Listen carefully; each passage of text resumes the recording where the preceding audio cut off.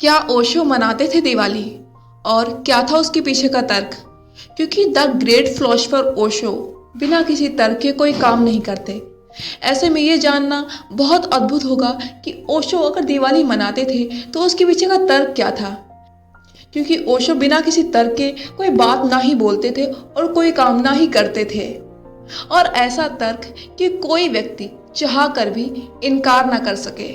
शायद इसी वजह से आज ओशो के बहुत सारे समर्थक हैं। ओशो एक कहानी बताते हुए कहते हैं कि एक अमावस की रात्रि में एक अंधा मित्र अपने किसी मित्र के घर मेहमान था। आधी रात ही उसे वापस विदा होना था। जैसे ही वह घर से विदा होने लगा, उसके मित्रों ने कहा कि साथ में लालटेन लेते जाओ तो अच्छा होगा, रात बहुत अंधेरी है और आपके पास आंखें भी नहीं है। उस अंधे आदमी ने हंसकर कहा कि मेरे हाथ में प्रकाश का क्या अर्थ हो सकता है, मैं अंधा हूँ, मुझे रात और दिन बराबर है। लेकिन मित्र का परिवार मानने को राजी ना हुआ और उन्होंने कहा कि तुम्हें तो कोई फर्क नहीं पड़ेगा, लेकिन तुम्हारे हाथ में प्रकाश देखकर दूसरे लोग अंधेरे में तुमसे टकराने से बच जाएंगे, इसलिए प्रकाश लेते जाओ।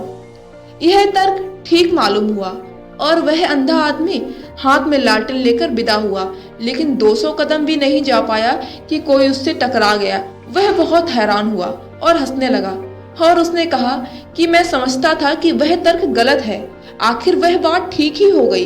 दूसरी तरफ जो आदमी था उससे कहा कि मेरे भाई, क्या तुम्हें दिखाई नहीं पड़ता कि मेरे हाथ में लालटेन है, तुम भी क्या अंधे हो? उस टकराने वाले आदमी ने कहा, मैं तो अंधा नहीं हूँ, लेकिन आपके हाथ की लालटेन बुझ गई है। अंधे आदमी के हाथ में लालटेन हो तो यह पता चलना कठिन है कि वह कब बुझ गई है, लेकिन अंधे आदमी को भी यह बात पता चल जाती है कि कोई उससे टकरा गया है। ओशो कहते हैं कि मनुष्यता मुझे इससे भी ज्यादा अंधी मालूम पड़ती है। हम रोज टकराते हैं, लेकिन हमें यह पता नहीं चलता कि हमारे हाथ का प्रकाश कब बुझ गया होगा। अंधे हम हैं, यह तो मनुष्य जाति का पूरा इतिहास कहेगा कि हमारे पास जैसे आंखें नहीं हैं, क्योंकि हम उन्हीं गड्ढों में रोज गिर जाते हैं जिनमें कल भी गिरे थे और परसों भी और पीछे भी और उसके और पीछे भी। अंधा होना तो जैसे मनुष्य जाति का लक्षण माना जा सकता है, लेकिन हमारे हाथ में कुछ लोग प्रकाश भी दे जाते हैं, कोई बुद्ध, कोई महावीर, कोई कृष्ण और कोई क्राइस्ट, इस आशा में कि भला हम अंधे हों लेकिन कोई हमसे ना टकराएगा और प्रकाश दिखाई पड़ता रहेगा। लेकिन रोज हम टकराते हैं, फिर भी हमें यह ख्याल पैदा नहीं होता कि हाथ का प्रकाश कहीं बुझ तो नहीं गया होगा।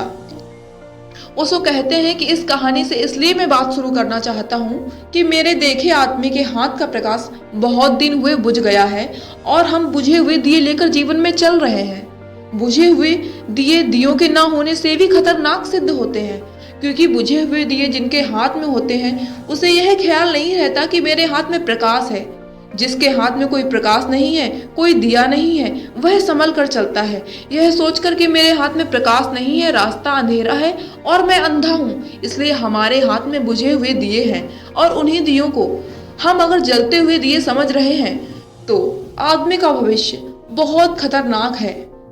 मनुष्य के हाथ में धर्म के नाम पर संप्रदायों के बुझे दियों के अतिरिक्त और कुछ भी नहीं है।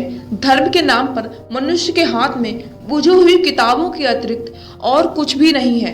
धर्म के नाम पर परमात्मा तो बिल्कुल नहीं है, लेकिन पुरोहित जरूर है, मंदिर है, प्रार्थनाएं हैं और सब बुझी हुई, सब राख, उनमें कोई रोशनी नहीं, कोई प्रकाश नहीं।